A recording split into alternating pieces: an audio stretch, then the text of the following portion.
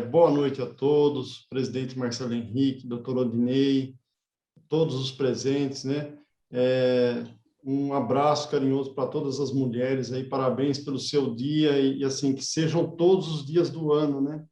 Que esse dia seja um dia não de homenagem, mas de reflexão, né?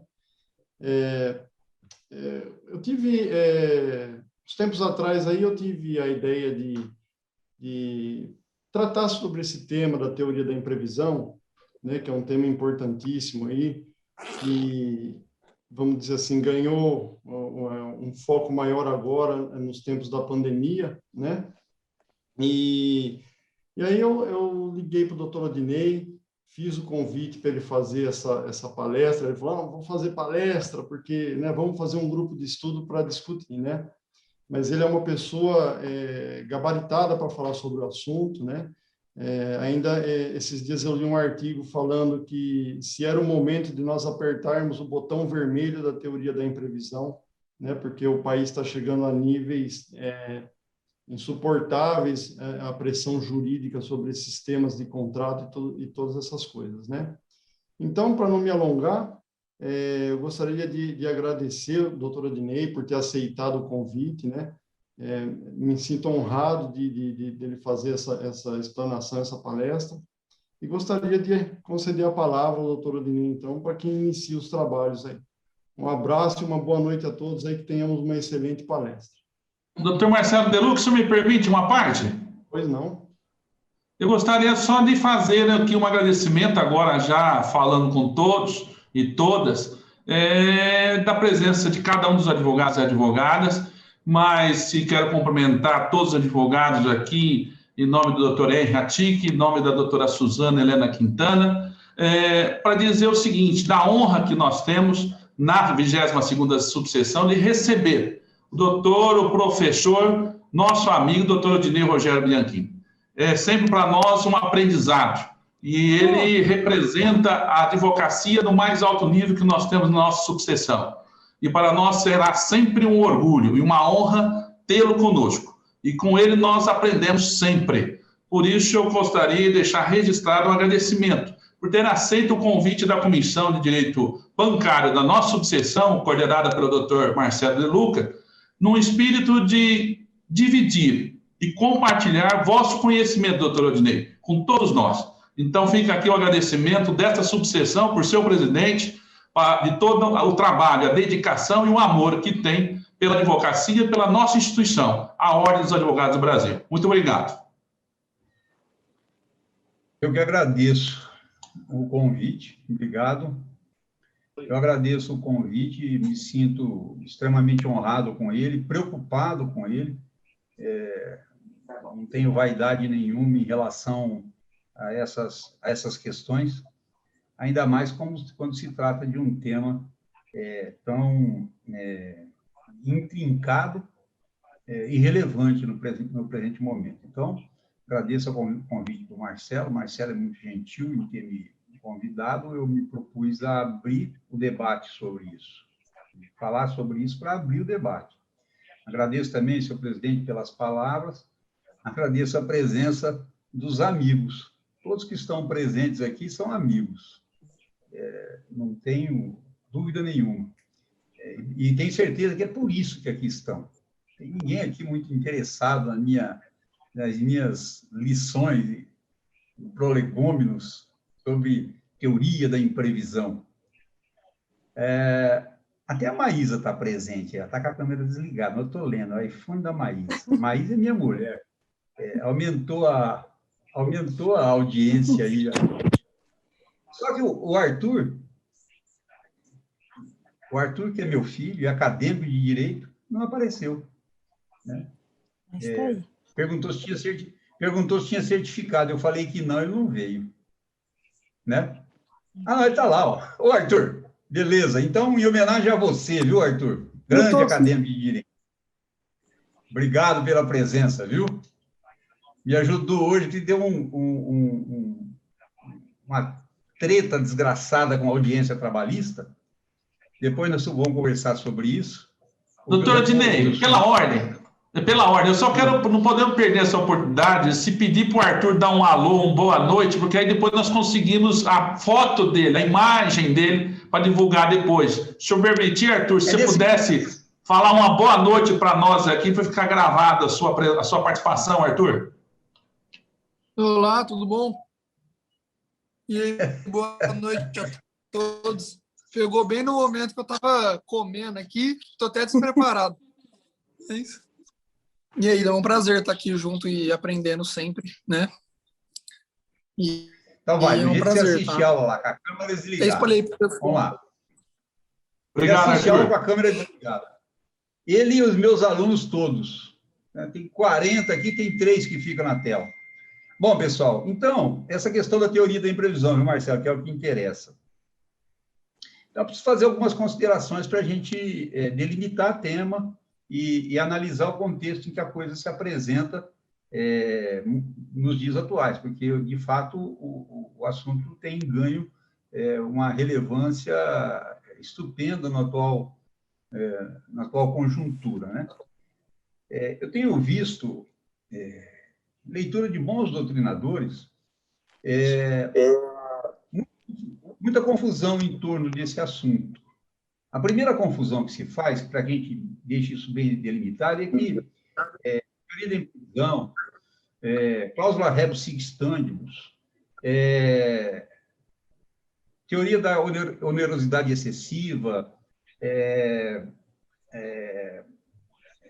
teoria de quebra da base do negócio jurídico, não pode ser confundido com lesão. Um aspecto temporal do negócio jurídico. A lesão, ela é regulamentada pelo artigo 157 do Código Civil. Não tinha precedente no Código de 16.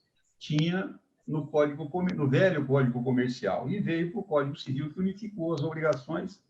Estabelece o artigo 157 a respeito da lesão. Tem no Código de Defesa do Consumidor também, a primeira parte do inciso 5º do artigo 6º.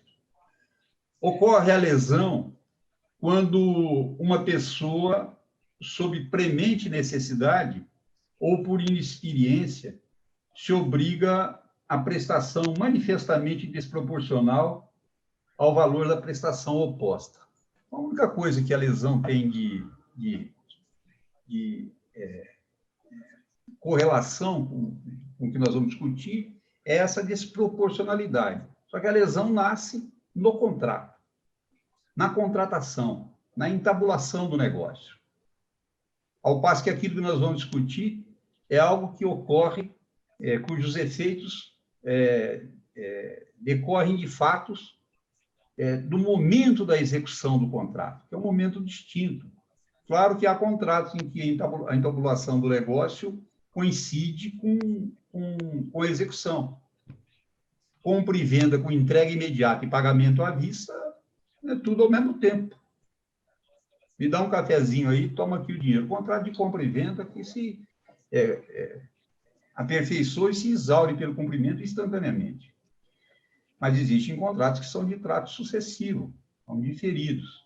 Esses contratos de trato sucessivo ou diferidos, alongados no tempo para cumprimento, eles poderão ser objeto de lesão, e a lesão também permite a revisão, permite a resolução também, aquilo que comumente nós chamamos aqui, os teóricos não gostam, mas na advocacia é termo genérico.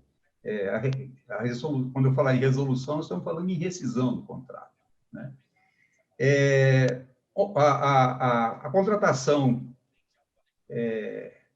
ocorre em momento distinto da execução.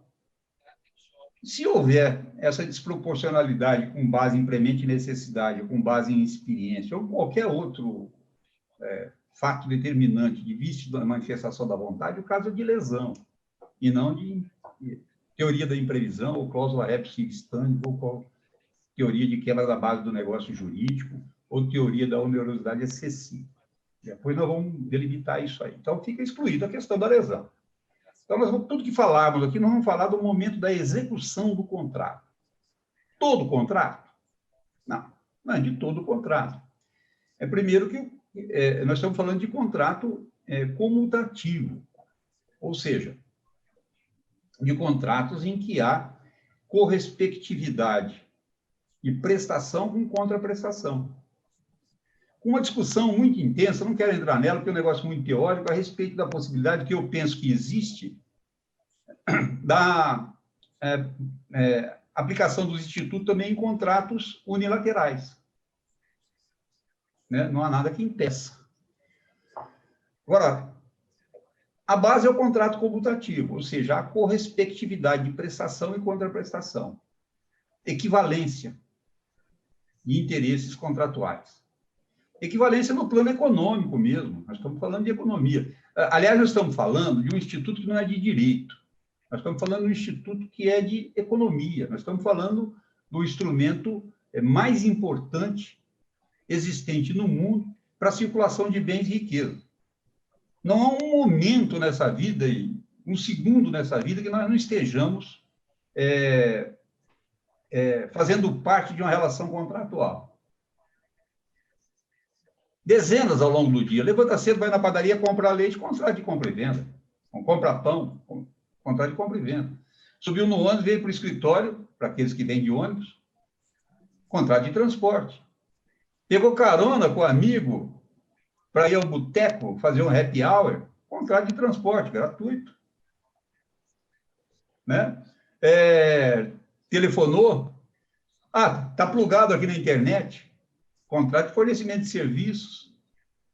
É um maior instrumento de circulação de bens e riquezas no mundo. É disso que nós estamos falando. Esse é um fenômeno econômico, não é um fenômeno jurídico. Claro, como todo fenômeno econômico, com um reflexo na esfera jurídica. Né? Num sistema que estabelece um princípio, como princípio, um princípio de intervenção mínima. É preciso que seja assim em nome da segurança jurídica. Mas também isso não pode se transformar em terra arrasada, né? Por isso que, num determinado momento, que eu vou fazer uma arqueologia jurídica aqui para chegar nisso, num determinado momento, alguém virou e falou assim, olha, nós temos que tratar de uma justiça contratual. O contrato é um processo, é um programa. Alguns chamam de programa, outros chamam de processo. E nisso implica um aparato de justiça. Né? De qual justiça? De justiça comutativa mesmo, no sentido aristotélico do termo. O cara, para copiar as palavras do sujeito que escreveu isso aqui, é um juiz, cujo nome não vou me lembrar. Se fosse advogado, eu lembraria. Ele também é um preconceito desgraçado, né? Mas ele escreveu num acordo que uma sociedade justa e humana é a que as tem, é aquela em que os que têm muito não tenham na sobra, ou a sobra, à custa do pouco que falta a muitos. Isso é espetacular, em termos de justiça contratual e comutatividade dos contratos, para aquilo que vamos tratar. Ou seja, o capitalismo ele tem um desenho bem interessante, né? Ele é parceiro inseparável do liberalismo na ordem pública e do individualismo na ordem econômica. Que levou um cara como Foucault, um grande pensador e jurista, a dizer, olha, o que se diz justo, o que se diz contratado se diz justo. E que se acreditou nisso durante séculos. O romano acreditava nisso. Então, o direito romano, ele foi o precursor, o idealizador do pacta sunt servanda. O que é o pacta sunt servanda? É a força obrigatória do contrato. O pragmatismo romano, o romano era extremamente pragmático. O pragmatismo romano jamais imaginou, jamais passou pela cabeça de um romano que alguém pudesse empenhar uma palavra e não a cumprir. Isso era inimaginável. Daí o pacta sunt servanda, ou seja, os contratos foram feitos para ser cumpridos. É o princípio da obrigatoriedade do contrato.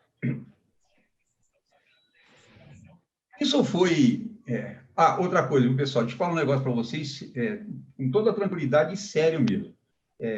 Não preciso, se alguém tiver vontade de interromper, interferir, falar, é só falar, não tem problema, não me atrapalha em nada, tá? Eu não me sinto prejudicado por interrupção, em hipótese alguma.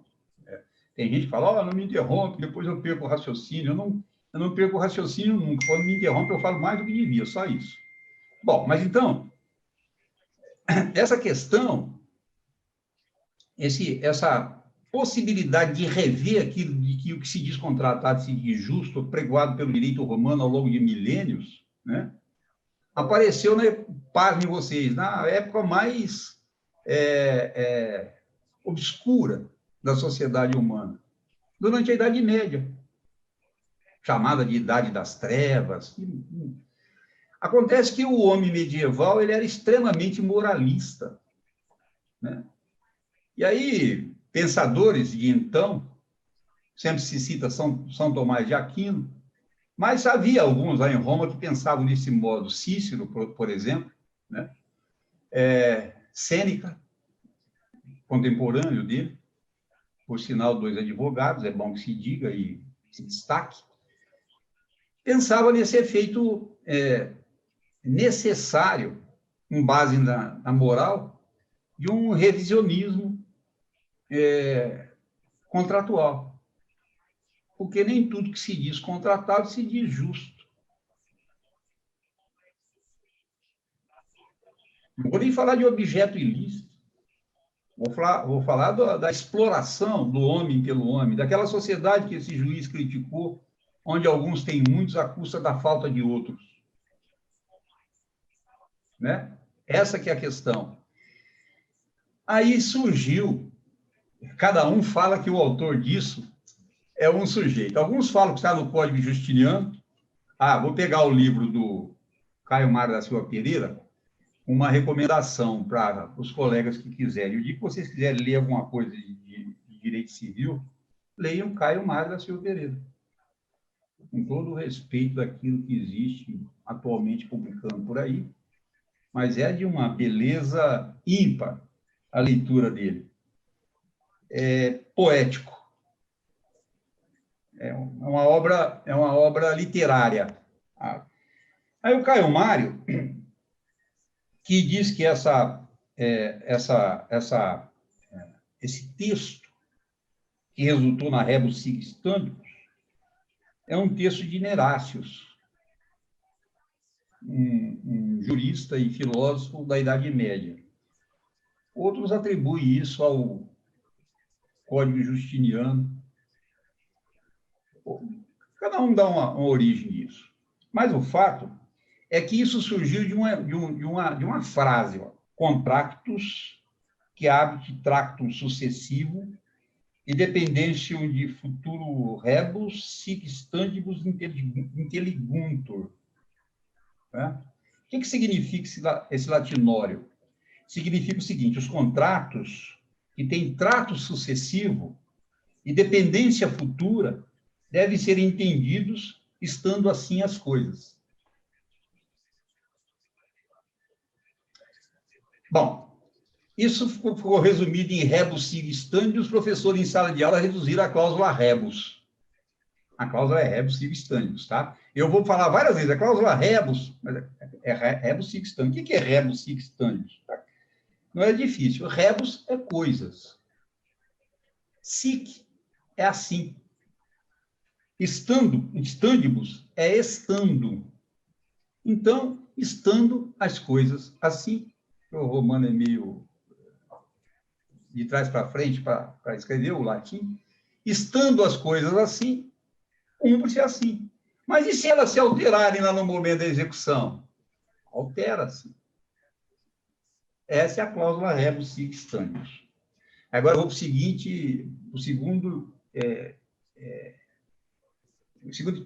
a segunda crítica que eu faço ao que se encontra na doutrina. O pessoal que escreve atualmente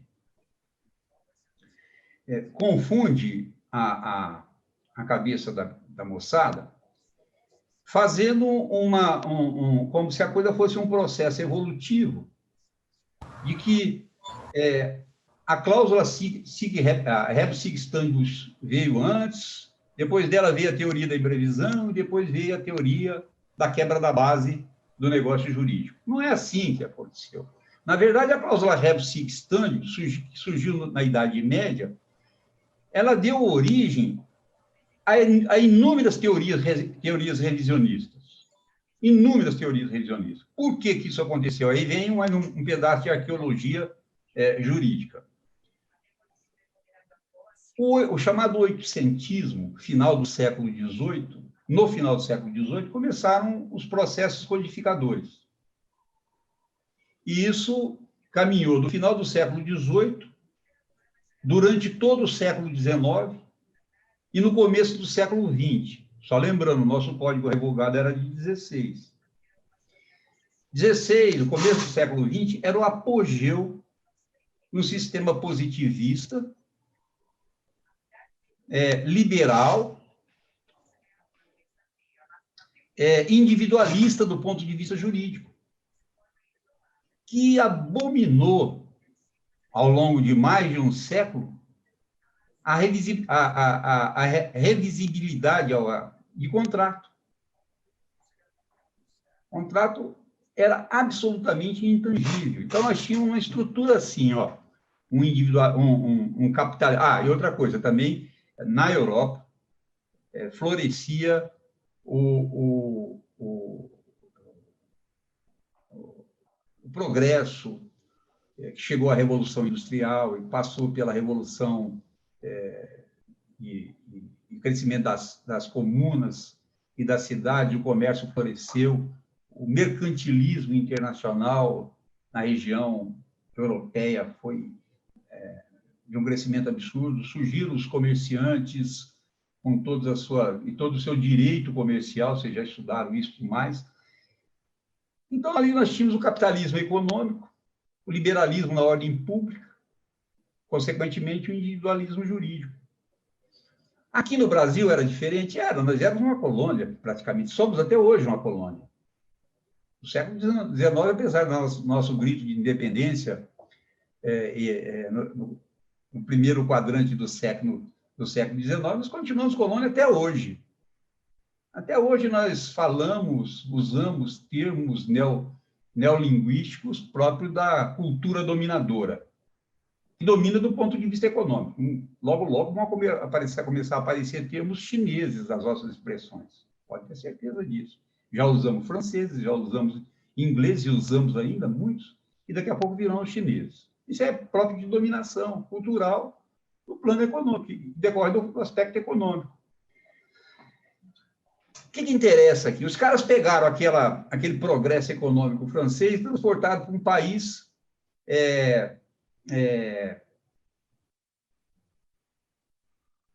propício à aplicação da fisiocracia. O que é o pensamento filosófico fisiocrata? Esses caras, não vou lembrar o nome deles agora, os filósofos, bons filósofos, defendiam a tese, o pensamento filosófico de que toda a riqueza advém da terra. Isso levou ao esplendor do individualismo.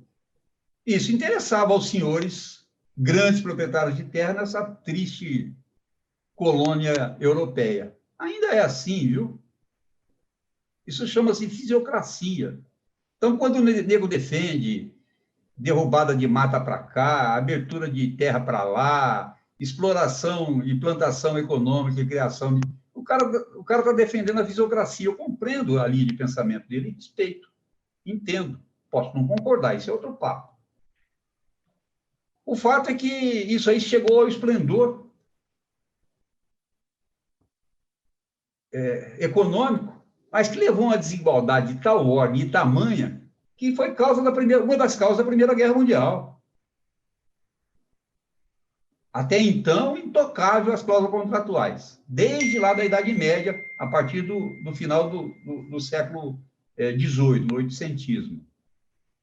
E o nosso Código de 16 nem passou perto da possibilidade de revisão contratual. Em hipótese alguma. extremamente liberal. Um código que leva o liberalismo às últimas consequências.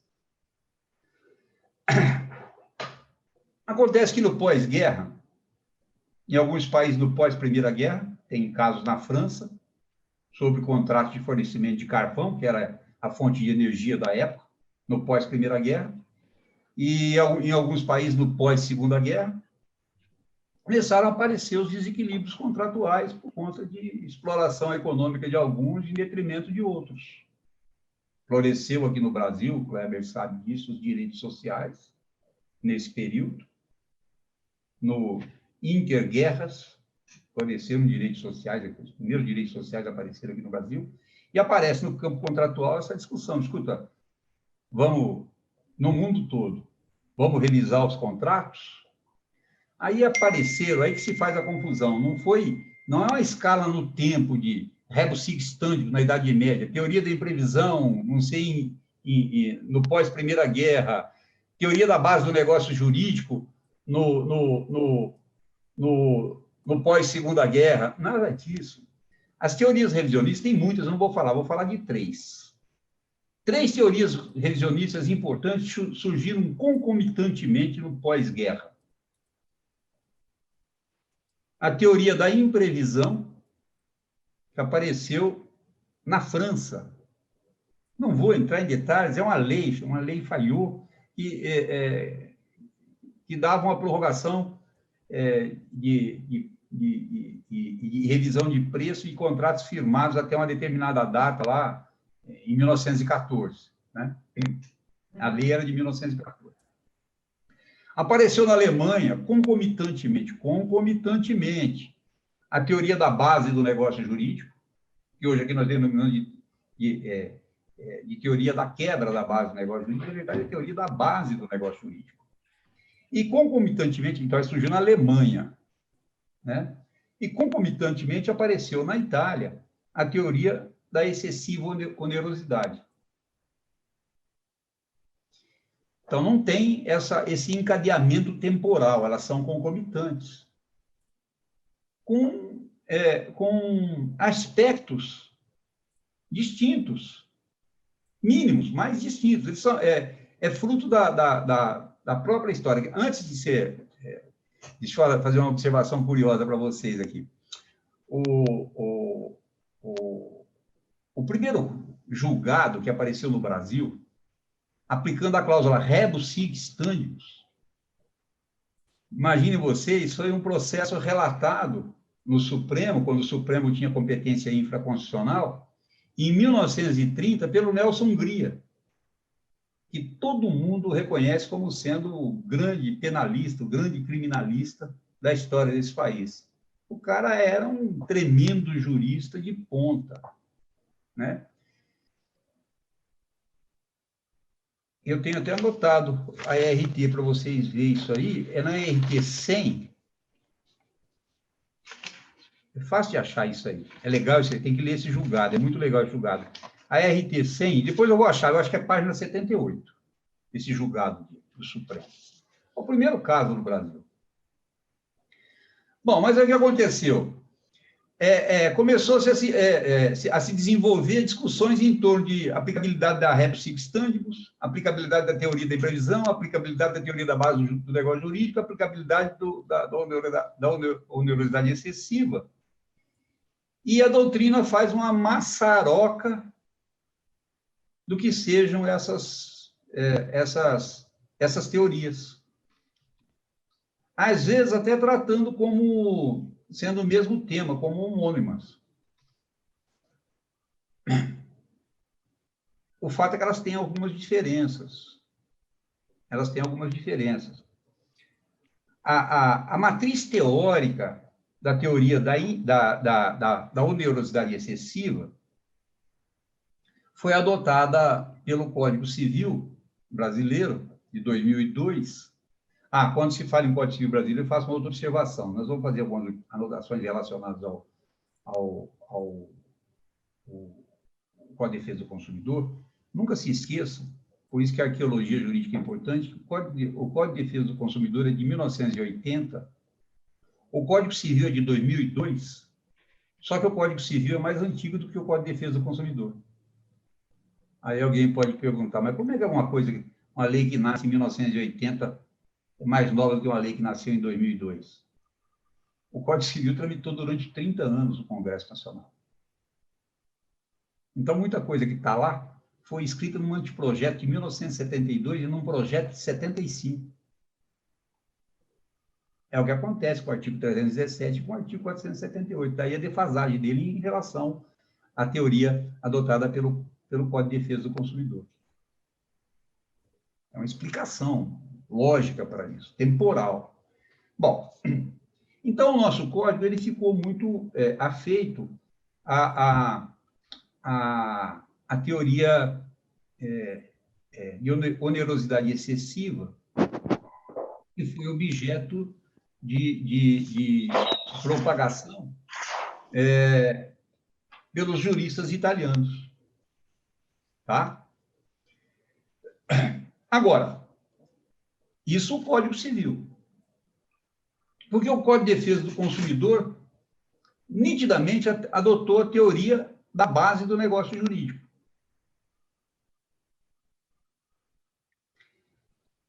Uma observação da professora Judite Martins Costa, de que ela espera, depois eu vou fazer uma análise com vocês dessa questão do tribunal, que os tribunais, a despeito da nossa adoção da teoria italiana da onerosidade excessiva, caminhemos, por ser mais consentâneo com os tempos atuais, para a adoção da teoria da base do negócio jurídico. Bom, onde que nosso sistema trata disso? Dessas coisas todas que contei para vocês aí de modo meio desordenado, né? Desde a rebus sic stantibus, que para mim é a base de tudo, dali derivar as outras teorias, o que se tem com base nessas teorias é que elas se inserem em cláusulas presumidas, ou seja, não escritas, cláusulas que não se lê, que não são expressas. Isso vale para contrato verbal e vale para contrato escrito, portanto, implícita, pela qual o cumprimento da obrigação se dará sob o pressuposto de circunstâncias ambientais consideradas no momento da elaboração do contrato para quando ele for executado.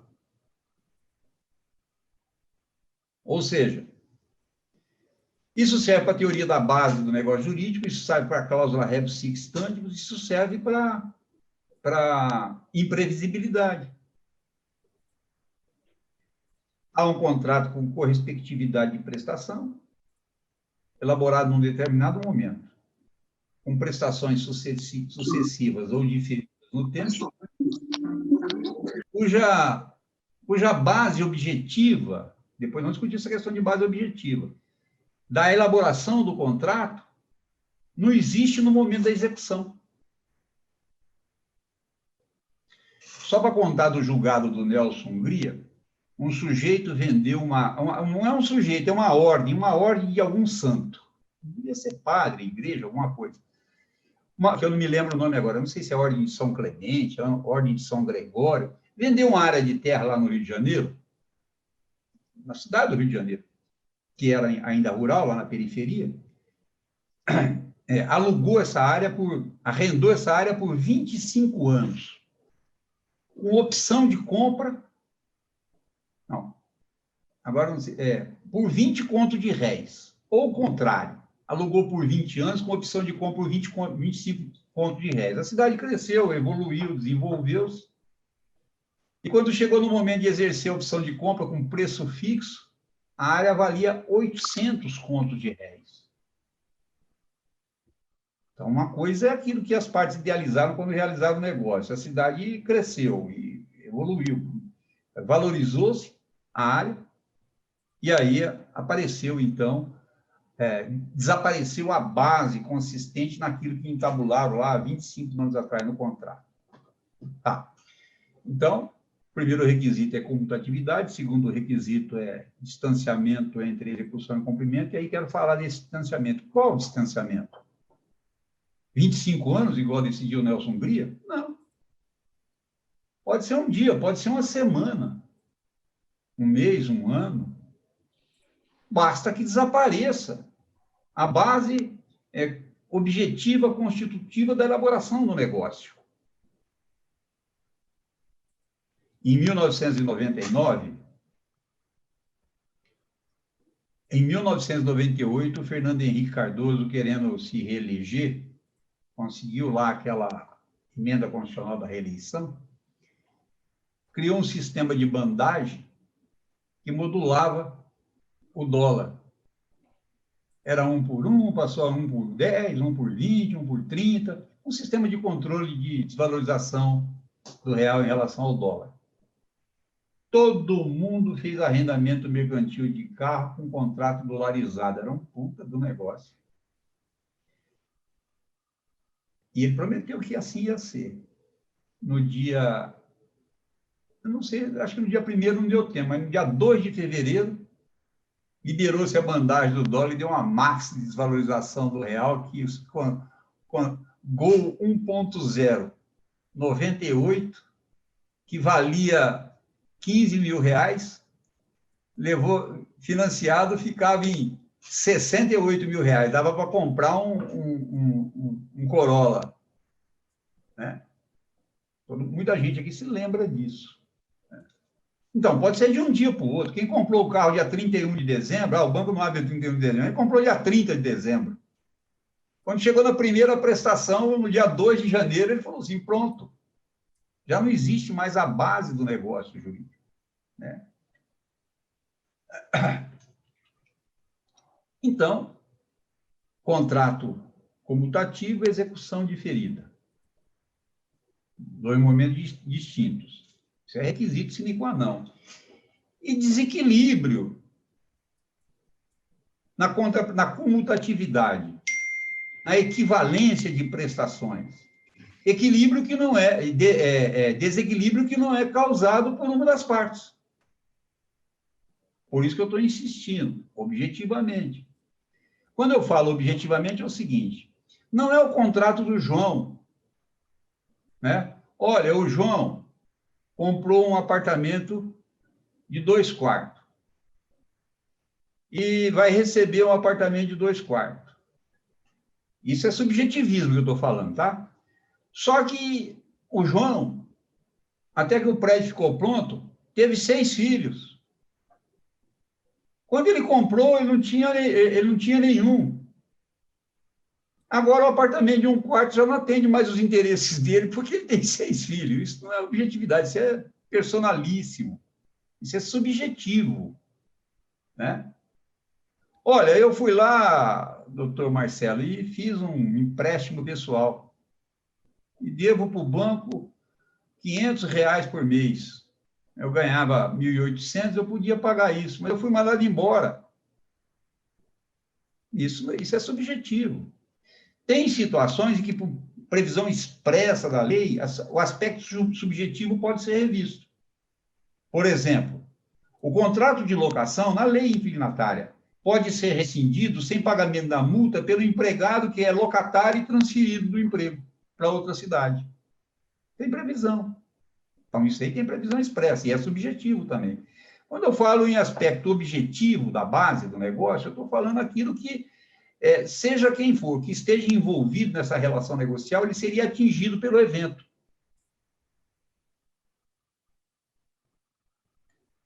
Essa é a objetividade que a lei requer para a inserção. Então, tem alguns aspectos que eles são comuns a todas as teorias.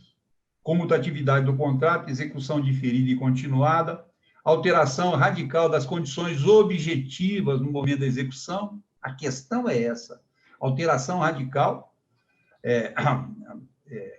alteração relevante para o momento da execução do contrato e onerosidade excessiva superveniente. Tá, isso é comum. 3 dispositivos cuidam disso no nosso sistema.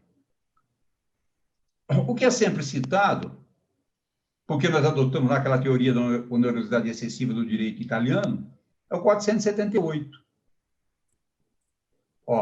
que estabelece a resolução do contrato, preenchido aqueles requisitos todos que eu falei, mas com uma onerosidade excessiva, a lei estabelece que, a par de criar uma desvantagem para um contratante, implica numa vantagem para outra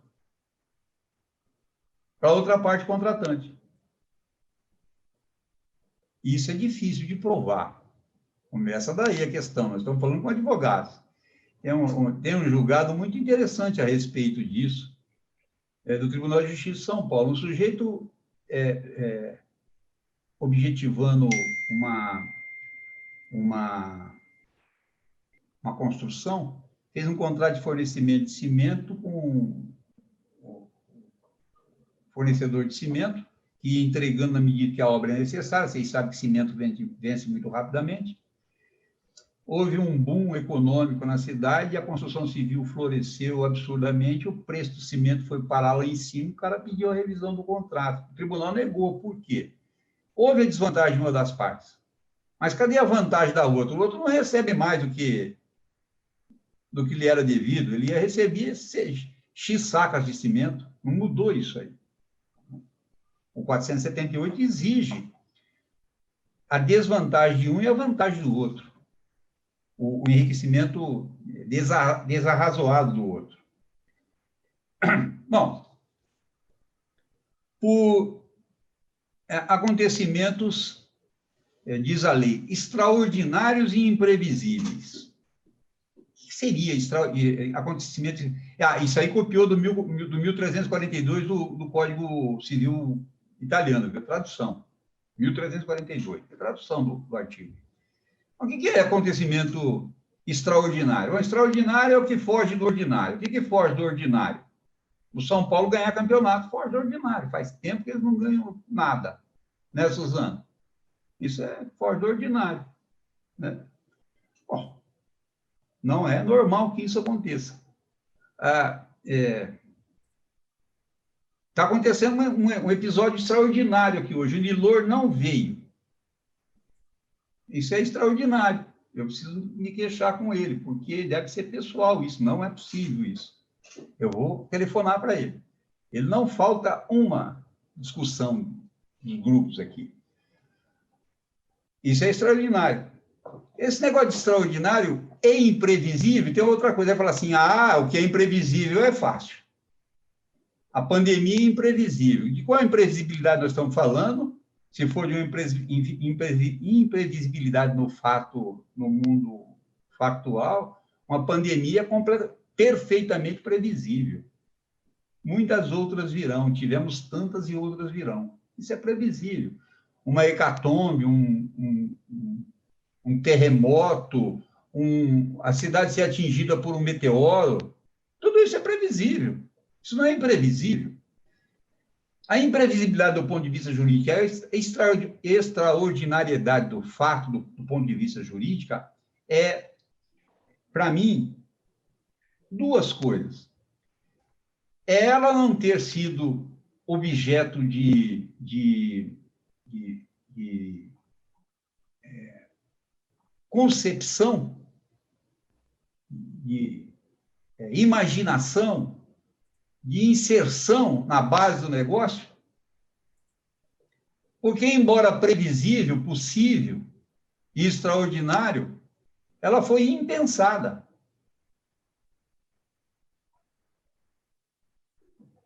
Mas é inevitável. E que seja, portanto, inevitável. Nenhum de nós, no final de 2018, poderíamos imaginar a realização de qualquer negócio, a possibilidade a revisibilidade de um contrato por conta de uma pandemia. Hoje, o cliente dos senhores aí pode pedir a revisão dos contratos de honorários. Nós contratamos num contexto em que, para acompanhar a precatória, nós tínhamos que ir a outra cidade, Para fazer sustentação oral, nós tínhamos que ir ao tribunal, para fazer audiências, nós tínhamos que ir no foro. Agora nós estamos fazendo tudo aqui sentado no nosso escritório, dá para pedir desconto disso aí. Era previsível isso? Absolutamente não. Não fez, não integrou a base do negócio, contrato de honorários, isso em hipótese alguma, né? Então, essa imprevisibilidade e extraordinariedade do fato tem que ser analisada dentro do contexto daquela relação contratual, embora do ponto de vista objetivo, não subjetivo. Todo contrato, ele tem uma dose, de aceitabilidade, de alha, de margem de lucro e de prejuízo. Todo mundo, quando faz um contrato, tem uma concepção mínima que seja daquilo que pode ganhar e daquilo que pode perder. O que não pode isso ser excessivo, a ponto de tornar alguém na relação contratual onerado de tal ordem que o contrato se transforme para ele num ônus intransponível. Só que esses acontecimentos imprevisíveis e extraordinários, ele é próprio da teoria da imprevisão. Então, adotamos a teoria da imprevisão dos italianos, porque o outro artigo que cuida disso, o 317, o 478 é próprio aos contratos e leva à resolução do contrato. O 317 está no capítulo que cuida do pagamento. Então, poderá ser revisto aí a obrigação a ser adimplida, se por motivos também imprevisíveis. Esses motivos imprevisíveis, eu não tinha encontrado a palavra, na verdade, o ideal seria que fossem motivos insuperáveis. Porque a previsibilidade da pandemia ela é real. Mas a superação dela é que é a questão. Portanto, para mim, o melhor é que seja analisado assim como motivos insuperáveis. Levam à desproporção da prestação, diz o 317, devida no momento da execução e ela tem que ser superveniente, tal qual no 478. Com dois aspectos importantes. O que ele não traz? Não traz a extraordinariedade dessa imprevisão. E o que é mais importante aí? Aplicável a todos os negócios jurídicos, contratuais e extracontratuais. Inclusive os acordos. O que são os acordos judiciais? São contratos, transações, só que homologadas judicialmente. Que, em razão dessa insuperabilidade dos fatos que levou a essa catástrofe que nós estamos vivendo, merece revisão. O 317 autoriza a revisão de alimentos. Muda a capacidade, muda a necessidade. Aliás, a lei de alimentos já prevê isso expressamente. Mas eu estou falando agora de quais alimentos? Aqueles alimentos indenizatórios, fixados em sentenças de responsabilidade civil por redução de capacidade laborativa. O sujeito melhora as condições físicas e tem meios de voltar a trabalhar, tem que reduzir a indenização. O sujeito piora e reduz a capacidade laborativa, tem que aumentar a indenização. O pensionamento, como é chamado lá, né? Então, quem impede a indenização de uma vez, como o Código hoje autoriza, do pensionamento, com base na vida média, corre dois riscos. O primeiro de viver mais do que aquilo do que está sendo indenizado. E o que paga, o risco dele morrer antes. E também essa questão da mudança, da capacidade de mudança.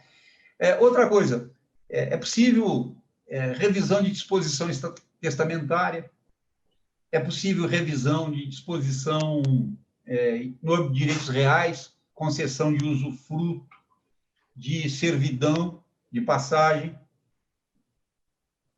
O que o 317 fez?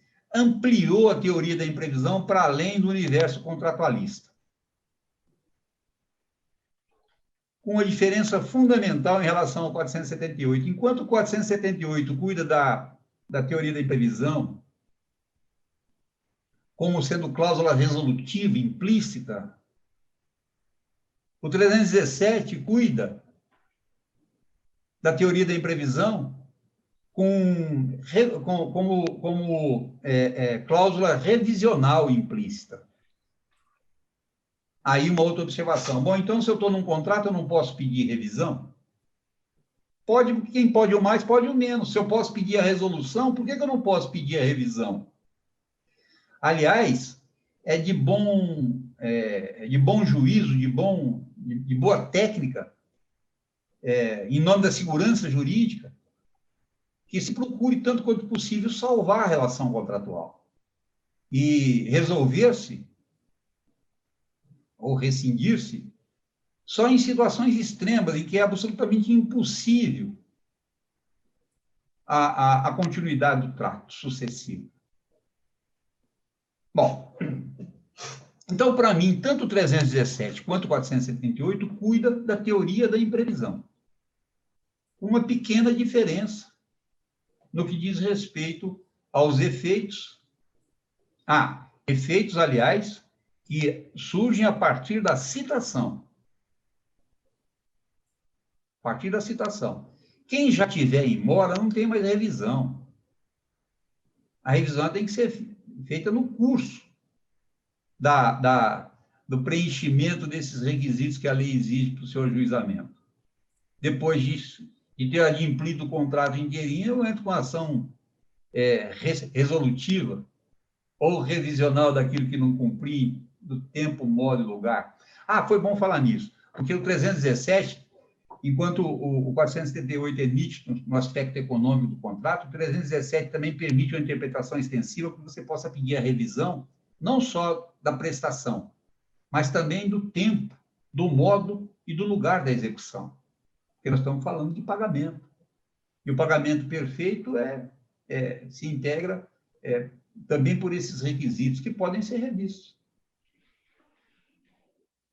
E, por fim, o Código de Defesa do Consumidor. Este, sim, adotou a teoria da base, da quebra da base do negócio jurídico. Aliás, adotou também a teoria a lesão. A primeira parte do artigo fala da lesão. A modificação das cláusulas contratuais que estabelecem prestações desproporcionais, né? Podem ser revistas. Isso aqui na concepção do contrato, na contratação. A segunda parte ou revisão em razão de fatos supervenientes que tornem excessivamente onerosa o contrato. Veja que aí não tem previsibilidade estabelecida. Doutor Odinei, meu amigo, qual o artigo do CDC? É o 6º, inciso 5º. Obrigado. E veja que aí não tem previsibilidade, imprevisibilidade e extraordinariedade. É preciso um contrato comutativo, é preciso que seja algo diferido ou de trato continuado, né? Se eu vou lá na loja e compro um liquidificador e pago à vista, eu posso alegar lesão, mas excessividade de onerosidade por prestação superveniente, de modo algum, né? Mas posso alegar isso num contrato bancário de financiamento imobiliário, que lá atrás, quando eu contratei, firmei um juro anual de 12,5%, 13%, como era da prática no financiamento imobiliário, e que hoje é 4,5% anual. É isso, Marcelo? Eu estou louco. 4,5%. Você está sem som, mas tudo bem, já aqueceu. 4,5%, 6% por aí. Tá? Eu estou cansado de ver contratos aqui com 12%. Bom, então, para mim, isso aí como não se discute da previsibilidade e imprevisibilidade, isso aqui é teoria da base do negócio jurídico. Eu fiz esse financiamento lá, com essa taxa de juro anual, para pagar um contrato ao longo de 25, 30 anos, 20 anos, com essa taxa, mas eu não tinha outra alternativa, e não tinha como imaginar que 2, 3, 5 anos depois isso caísse para 4,5% ou 6%, de 4% a 6%. E também não se indaga da previsibilidade. Sua revisão em razão de fatos supervenientes, a mudança do mercado financeiro, que levou à redução do juros, esse é o fato superveniente, que as torne excessivamente onerosa e que permite a revisão do contrato. Essa é a teoria da base do negócio jurídico. Para falar, viu, Marcelo? Alguém está chamando. Se o banco...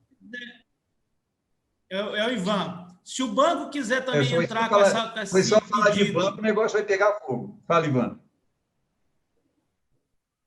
Pois não, Ivan. No banco, um exemplo, você consegue baixar a taxa para 4%.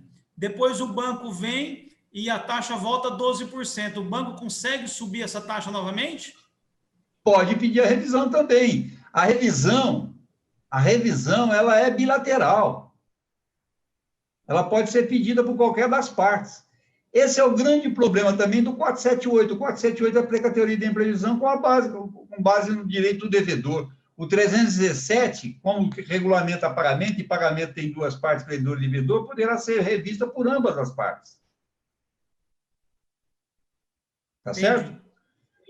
Outra coisa, se alguém pedir uma resolução do contrato e não pedir a revisão do contrato, e o juiz não der a resolução e der a revisão, não tem nada de errado nisso, não. Viu?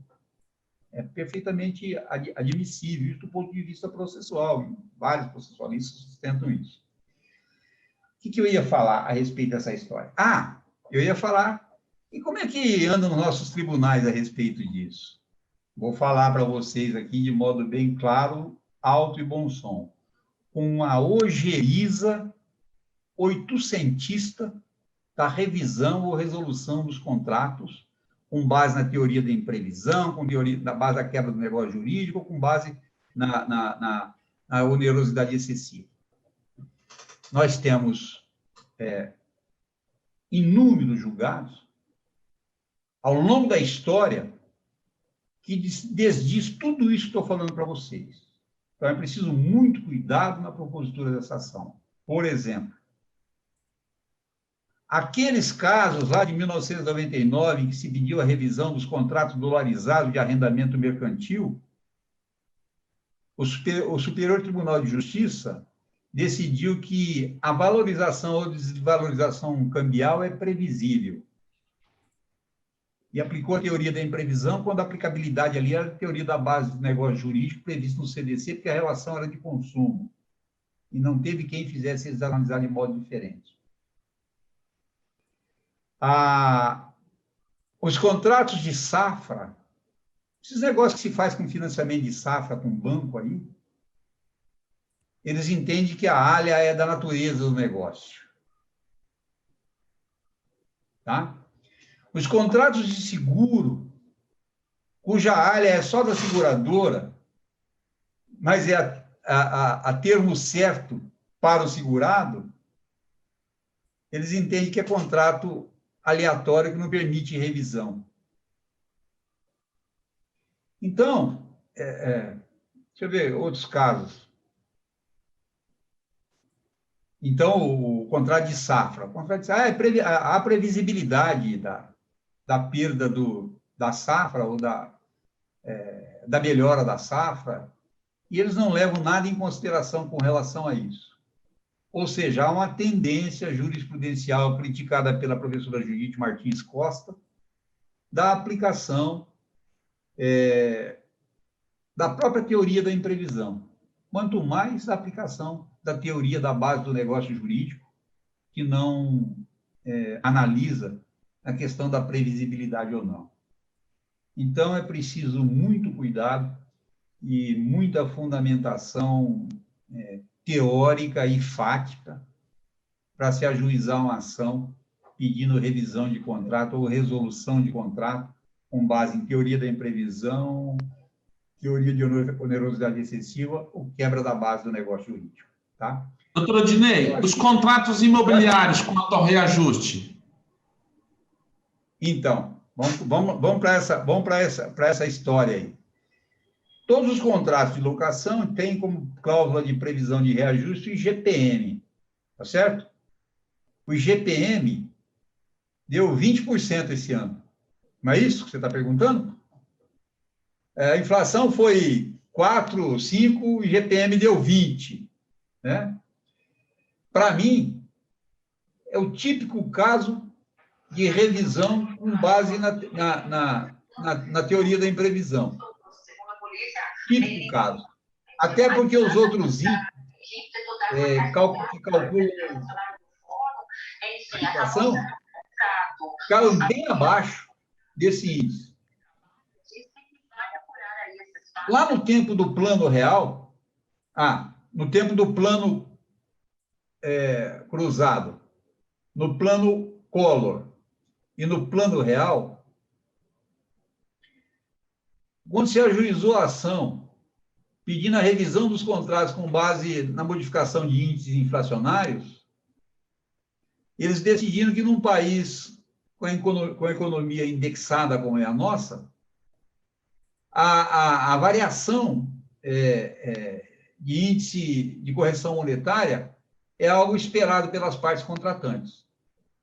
O que nós temos de mais favorável, no caso atual, relacionado ao IGPM, é o fato de que os outros índices ficaram naquele patamar de 4, 4,5%, e o IGPM foi parar lá em 20% por conta da variação de commodities, que é baseada em dolarização.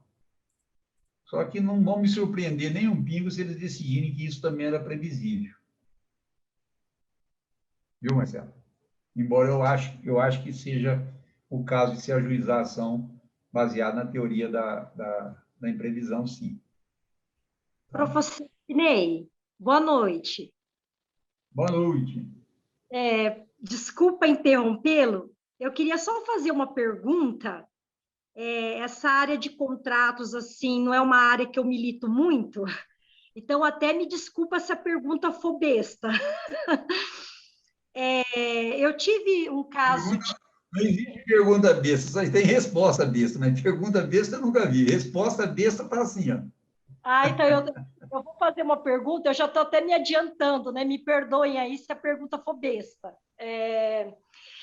É o seguinte, naqueles contratos de alienação fiduciária de imóvel, é uma lei antiga, né? Salvo engano, eu não me lembro agora a lei de cabeça, mas na lei de alienação... vai lembrar, a década de 90. Isso.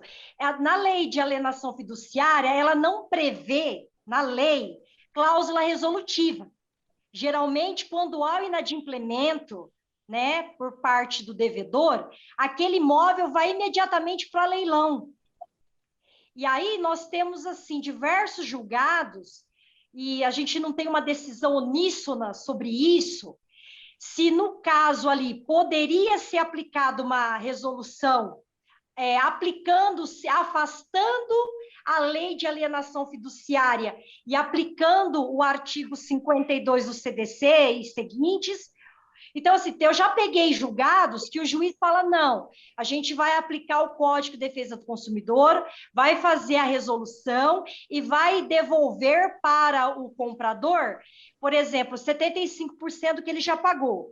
E tem decisões que falam, não, é um contrato de alienação fiduciária, nós não iremos afastar a lei de alienação fiduciária por ser uma lei especial, e a lei especial sobrepõe a lei geral, e nós vamos aplicar a lei da alienação não deferindo essa resolução e, consequentemente, a devolução do que foi pago. Como o senhor entende esse aspecto? Tem os dois, de fato, você tem razão, existem os dois casos. Isso aí já é inadimplemento de contrato, viu, pessoal? Não é revisão nem resolução do contrato, é inexecução de contrato. Hoje, recentemente, porque estava havendo muita divergência dos tribunais a respeito uma retomada do imóvel e a venda dele pelo adquirente, pelo credor, tinha decisão de tudo quanto é tipo a respeito disso. Hoje, eu não vou me lembrar o número, tem uma lei que regulamenta isso, que estabelece percentuais de devolução daquilo que foi pago. Porque qual que é o raciocínio que eu penso que deva ser devolvido parte daquilo que o mutuário pagou? Eu vou pagando um imóvel e paguei lá 5% dele, né? Ele me retoma o imóvel integralmente. Ele vende o imóvel no mercado ao preço de mercado, né? Ah, mas foi em leilão sem pagamento. Isso é problema dele, ele que vendeu mal. Tem um preço de mercado. É justo que, subtraído os custos e multas contratuais, aquilo que foi pago pelo mutuário seja restituído a esse sujeito. Senão você propicia o enriquecimento sem causa de alguém que pega a totalidade de um bem, mais o dinheiro que se pagou a respeito dele, né? Então, tem até uma lei que regulamenta isso hoje. Eu acho que essa lei se aplica à lei de alienação fiduciária, não aplica, Milton?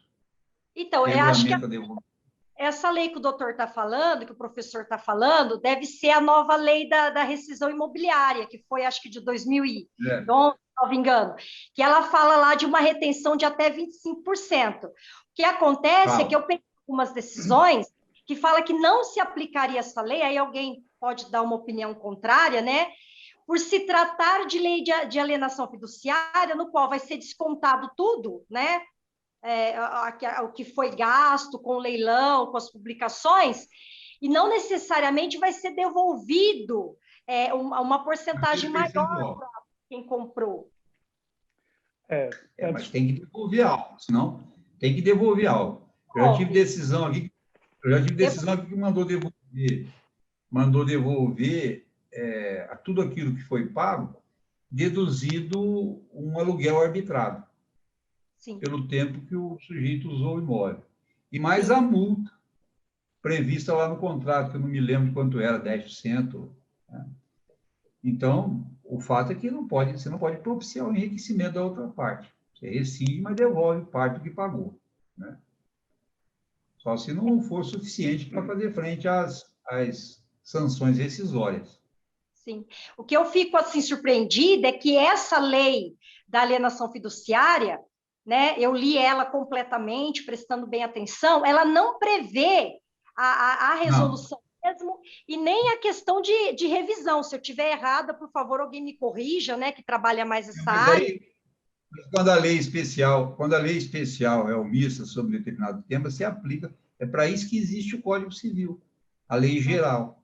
Aplica as regras da lei geral. Na falta de disposição expressa sobre direito material do trabalho, em algum tema, aplica-se o Código Civil, que é a lei geral. Né? O Kleber sabe disso aí. Se aplica até em direito do trabalho. Imagina se não vai aplicar em alienação fiduciária. Claro que aplica. Né? Claro que aplica, não tem problema nenhum. Geralmente eu peço para aplicar aí o CDC, né, quando se trata aí de uma que fica patente. A relação é de consumo. A relação é de consumo, claro que é. Muito obrigada, professor. Pronto aí, doutor Marcelo. Estamos à disposição, se o senhor quiser encerrar, se alguém quiser questionar algum aspecto da questão, estamos à disposição. Mas eu sou um pessimista. Já ouviu que eu sou um pessimista com relação ao revisionismo contratual no judiciário. Porque os julgados são desanimadores. De vez em quando ainda se acha alguma coisa, né? Não, tem. Eu peguei alguns aqui citados pelo Xará. Teve uma questão interessante agora, inclusive do ministro Moura Ribeiro, do STJ, que, inclusive, ele foi indicado ao Prêmio Nobel da Paz em 2020 por conta dessa decisão, que aplica a teoria da imprevisão e o capitalismo humanista, e ele determinou uma revisão de um contrato de financiamento imobiliário por conta que o filho do casal contraiu leucemia. Eu li isso aí. E essa decisão foi... né? Ele levou o subjetivismo que a doutrina afasta às últimas consequências, que é um aspecto extremamente subjetivo, esse aí, né? Não está na teoria objetiva do contrato, quer dizer. Ou então ele entendeu, não sei se ele interpretou assim, todo mundo que passar por uma doença grave, né, tem direito à revisão do contrato. Pode ser que ele tenha analisado esse enfoque. Agora, o direito internacional, foi bom se tocar nesse assunto, que me lembrei de uma coisa. Nunca, em tempo algum, abandonou a cláusula rebus sic stantibus. Sempre se aplicou em direito internacional público e privado. Não tem nada mais capitalista do que direito internacional privado. E o direito administrativo sempre teve previsão, inclusive na lei, aqui eu não vou lembrar a lei, viu, Milton? O Milton é capaz de lembrar, 8.666 de 95, se me falha a memória, que regulamenta os contratos administrativos, tem previsão expressa da aplicabilidade da teoria da imprevisão nos contratos administrativos. Então, podem ser revistos. Quer ver um negócio? Eu tenho vontade de ajuizar uma ação, Antônio Alberto, popular, claro, pedindo a aplicabilidade da teoria da imprevisão no reajuste do pedágio da BR-153, que sofreu um reajuste da ordem de 40%. Não foi 40%? 48. Hã? 48. 48%. Cabível essa revisão, por meio de ação popular, sem problema nenhum, fora de qualquer parâmetro de aceitabilidade. Mas aí a concessionária explicou, falou, mas isso tem previsão contratual desde quando fizemos contratos, há 20 anos atrás. Ótimo, que bom que vocês fizeram isso há 20 anos atrás, está na hora de rever. E o Ministério Público, ao invés de ficar cuidando da galinha do vizinho, devia ajuizar uma ação civil pública para rever isso. Mas estão muito preocupados com a galinha do vizinho. A galinha do vizinho é o seguinte, o cara fica olhando na granja do outro e fica vendo as galinhas se multiplicar e fala, opa, o cara está ficando muito rico, qual que é a origem desse dinheiro? Né? Eles só ficam de olho na galinha do vizinho. E o contrato como é que chama aí, a concessionária? 40 e tantos por cento de aumento. E ninguém faz nada. Dá revisão. Vocês vão fazer uma ação popular conjunta? Todos nós estamos aqui hoje. Aqui, ó. Ô, Dinei, boa noite. Boa noite. Vamos. Rodrigo Faquin. Doutor. Tudo bem? Quem tá... Rodrigo Faquin, Dinei. Como é que você está? Está escondido, hein, Rodrigo? Eu estou aqui no aconchego do meu lar já, mas não podia deixar de te ouvir, né? Queria cumprimentar a todos aí. Obrigado. Parabenizar pela brilhante explanação e já falar, viu, Dinei, que é o AB aqui de José Bonifácio, em 2018, nós fizemos uma representação junto ao Ministério Público Federal, e aí, porque não é a primeira vez que eles tentam aumentar o pedágio, né? Aí a gente fez uma representação junto ao Ministério Público Federal e veio a resposta agora, na quinta-feira, no dia que anunciou o aumento. Não, veja bem, eles arquivaram porque a própria concessionária, ela voltou com a decisão dela, né? No caso, seria aí o aumento, eles deixaram de dar um aumento, né? E aí, eu aqui. E aí voltaram, né, com a decisão e acabou arquivando, o Ministério Público Federal acabou arquivando esse aumento. E agora, Odinei, eu fui pesquisar, né, o porquê que houve esse aumento. Na realidade, a própria Triunfo ela entrou com uma ação para poder fazer essa duplicação aí. E aí ela ganhou na justiça, pelo que eu entendi em primeira instância, o direito de poder cobrar esse percentual em razão do trecho que vai ser realizado dessa obra aí de São José do Rio Preto, Onda Verde, não, São José do Rio Preto e 100. Então, eu baixei ontem o processo, Dinei. Vou até dar uma olhadinha para saber, né, para ver se tem alguma coisa, né? Mas eu acho que essa duplicação já tinha previsão desde lá do início da concessão. Lá atrás. Mas aí você pega o contrato deles lá, que está lá na ação, sabe aquele contrato bagunçado? É aditivo atrás de aditivo, parece que eles fazem mesmo para ninguém entender, sabe? Claro. Eu acho que dá revisão com base na teoria da imprevisão. Vamos ver, vamos estudar isso aí, a gente vai se falando. E pode ser feito por meio de ação popular. Aliás, essa revisão dos preços de pedágio é algo que pode ser visto na Washington Luiz inteira. Nós temos o quilômetro rodado mais caro do mundo na Washington Luiz. Do mundo. É um absurdo. É o quilômetro rodado mais caro do mundo. Daqui até Limeira, lá por Outra... Bom, muito obrigado, viu, minha gente? Fico à disposição, se alguém quer fazer uma pergunta, doutor Marcelo, já fique à vontade para encerrar, se for o caso, viu? Não, tranquilo.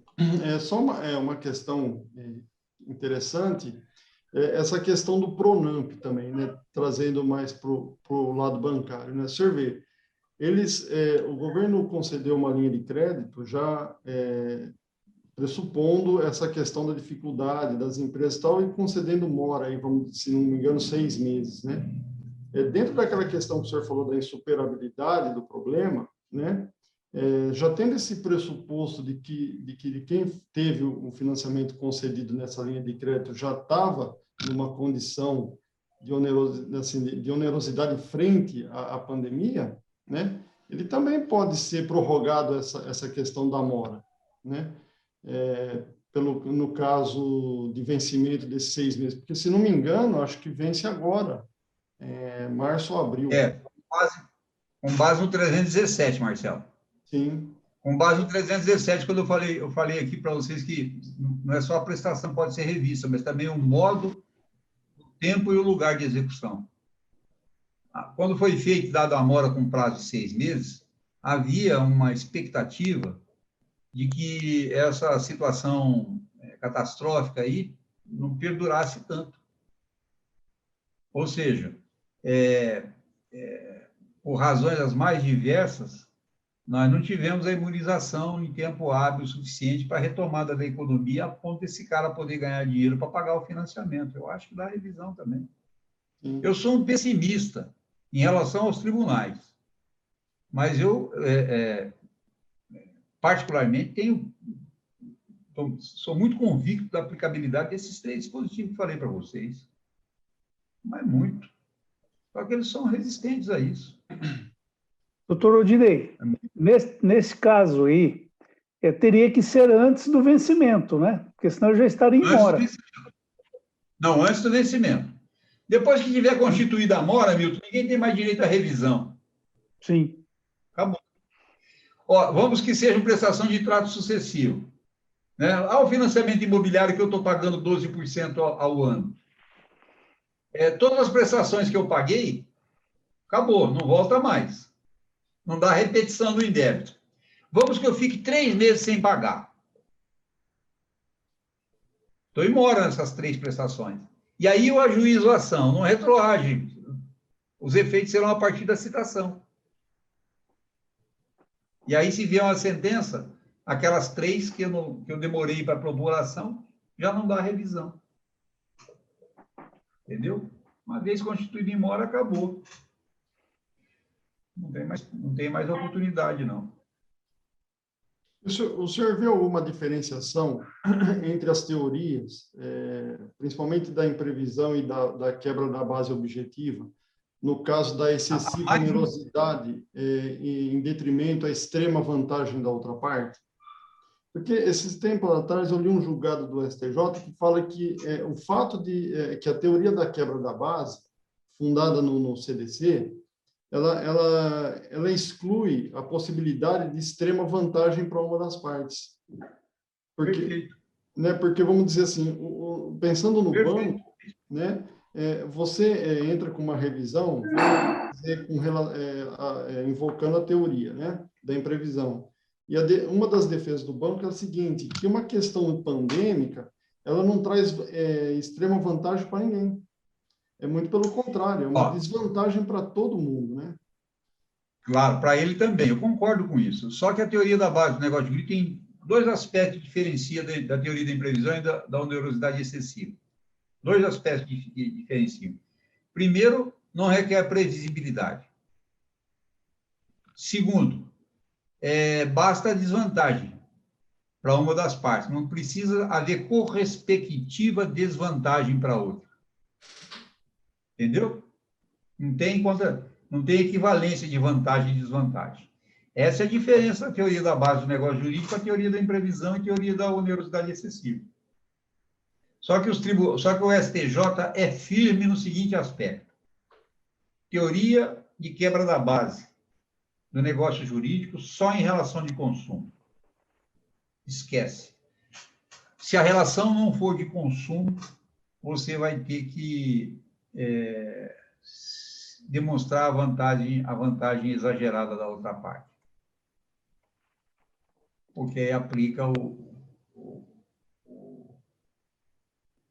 478. Esse que é o problema. É firme a posição nesse sentido, viu, Marcelo? Então, esse negócio do crédito ser relação de consumo é um negócio complicado, porque se eu, Rodinei, for lá e fizer um empréstimo, claro que a relação de consumo não tem dúvida, tá? Mas a empresa, eles vão falar que não é relação de consumo, é um contrato de meio. Né? Esse que é o problema. O problema é o empréstimo empresarial, que é o que está pegando nesse momento. E você quer que eu te falo? Essa história de ele não teve vantagem nenhuma, ele teve sim, viu? Numa estrutura econômica em que ninguém tem dinheiro para a circulação de bens e serviços, ele, recebendo integralmente o contrato, ele é um acumulador de riqueza. Ele descapitaliza, ele diminui o poder econômico da parte contratante em benefício dele, que infla. E numa estrutura, num sistema econômico desequilibrado, você ser detentor de maior capacidade econômica do que os outros te põe em situação de extrema vantagem em relação às demais pessoas. Tá? E é assim que fica o banco. Pegando de todo mundo, que não tem, quer dizer, ele pega meu sem que eu tenha entrada. Não entra dinheiro para mim, minha loja não vende, fica fechada. Eu pego tudo que eu tenho e entrego para ele. A desvantagem é absurda. E a vantagem? Ah, mas não tem a vantagem. Claro que tem. A capitalização numa economia desequilibrada, ela é causa de estabelecimento de condições propositivas de relação negocial. E ele fica cavaleiro da situação. O banco, ele e o banco. Como não? Todo o dinheiro que circulava aqui no comércio e serviços está entrando para o cofre dele. E tem um fato mais... Perdão. Hã? Não, e tem um fato mais grave, que se a inadimplência ela entra no cálculo do spread, então eles não têm prejuízo. Você não entende? Nenhum. Porque o spread, um dos itens que compõe o spread bancário é a inadimplência. Se a taxa de juros é alta por conta da inadimplência, então, enquanto houver alguém pagando o contrato em dia, eles não têm prejuízo. Nenhum. Claro que não. Por isso que eu acho que dá. Agora, sempre com aquela observação, uma desconfiança terrível da ojeriza que os tribunais têm da revisibilidade de contrato. Tem mesmo. Isso é real. Aliás, se você fizer uma análise de lugar, você vai perceber que eles gostam mais de rescindir contrato do que rever contrato. É um negócio impressionante. O cara tem um financiamento bancário da ordem de 9% ao ano. O próprio banco que ele fez o financiamento hoje oferece estava oferecendo a 4,5%, não sei se está aí. Na época trouxe a 4,5%. Oferecia a 4,5%. Ele foi lá no banco e falou assim, ô, seu gerente, dá uma revisada no meu contrato aí, pô. Eu estou pagando 9 ao ano, vocês estão fazendo a 4,5, eu vi no site do banco. Ele falou assim, traz uma proposta do outro banco que eu faço na proposta que você é do outro banco.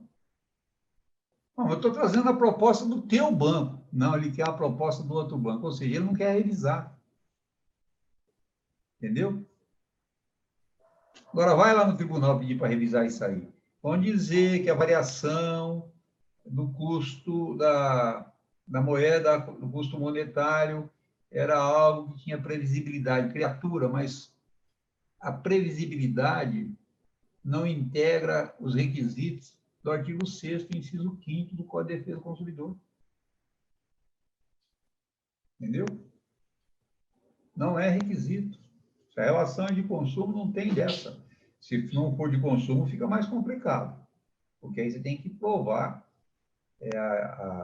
a imprevisibilidade. Bom, pessoal, a palavra está aberta aí, se alguém quiser fazer alguma pergunta. Se não, eu gostaria de agradecer, viu, professor? Eu acho, Marcelo, que minha missão na comissão está completa depois dessa aula que foi dada aqui. Gostaria de agradecer profundamente pela disponibilidade, pelos ensinamentos aí que o senhor passou, né? E dizer que a comissão, em nome da comissão, a gente ficou muito honrado pela palestra aí, pela contribuição. E agradecer ao presidente Marcelo Henrique pela oportunidade, né, por nos dar pela confiança de presidir a comissão aí. Um abraço, boa noite a todos. Um abraço aí para todas as mulheres. E com a palavra o presidente Marcelo Henrique para fazer o fechamento aí. Bom, muito obrigado, doutor Marcelo Deluco, nosso coordenador da Comissão de Direito Bancário, da nossa subseção, que vem prestando um serviço relevante à nossa advocacia regional. Mas eu quero aproveitar essa oportunidade de agradecer a presença de alguns amigos que estão aqui. Claro que por conta da palestra, do ensinamento, da aula que nosso professor, doutor Odinei Rogério Bianchim, nos prestou hoje, mas eu quero agradecer a presença do doutor Marcos Galves, nosso presidente da subseção de Mirassol, doutor Rodrigo Cotro, presidente da subseção de Bebedouro, doutor Rodrigo Faquim de Medeiros, presidente da subseção de José Bonifácio. Portanto, meus amigos presidentes, muito, muito obrigado pela presença dos senhores aqui conosco. Quero também agradecer os conselheiros seccionais que estão ao lado do doutor Odinei Rogério Bianchim, nos representando e representando a advocacia de todo o estado de São Paulo. Doutor Milton José Ferreira de Mello e doutora Suzana Helena Quintana, nossos ex-presidentes da nossa subseção. Quero agradecer também aos amigos coordenadores e coordenadoras aqui que nos prestigiam com o seu trabalho junto na gestão desta subseção de São José do Rio Preto. Agradecer a todos os amigos advogados e advogadas pelo dia que nos deu de estarmos juntos. Mas, claro, nesse momento pandêmico de sofrimento para todos, mas nós não vamos superar se não estivermos juntos. E juntos venceremos mais essa etapa da nossa vida. E quero deixar ao final o agradecimento ao professor, ao amigo doutor Odinei Rogério Bianchim. Como eu disse agora há pouco, mesmo quando ele dá bronca, eu aprendo com ele. E tem aqui já um cidadão, um popular, para ser autor desta ação, junto com outros amigos que queiram, para ajuizarmos contra a concessionária no aumento do pedágio. Marcelo Henrique já está com seu título de eleitor à disposição do professor Odinei Rogério Bianchim e com os serviços deste advogado, se for necessário, para juntos ajuizarmos essa ação, se Vossa Excelência, doutor Odinei Rogério Bianchim, nos der a honra de patrocinar a causa. Portanto, eu quero, em nome da nossa 22ª subseção da Ordem dos Advogados do Brasil, seção São Paulo, declarar encerrada mais este evento da nossa Ordem dos Advogados do Brasil. Um grande abraço, um ótimo e que fiquem com Deus.